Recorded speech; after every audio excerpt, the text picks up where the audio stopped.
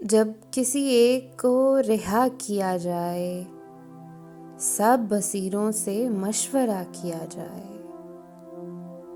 رہ لیا جائے اپنے ہونے پر، اپنے مرنے پہ حوصلہ کیا جائے، عشق کرنے میں کیا برائی ہے، ہاں کیا جائے، بارہا کیا جائے۔ میرا ایک یار سندھ کے اس پار، نہ خداؤں سے رابطہ کیا جائے، میری نقلیں اتارنے لگا ہے، میری نقلیں اتارنے لگا ہے، آئینے کا بتاؤ کیا کیا جائے۔ خاموشی سے لدا ہوا ایک پیڑ، اس سے چل کر مکالمہ کیا جائے۔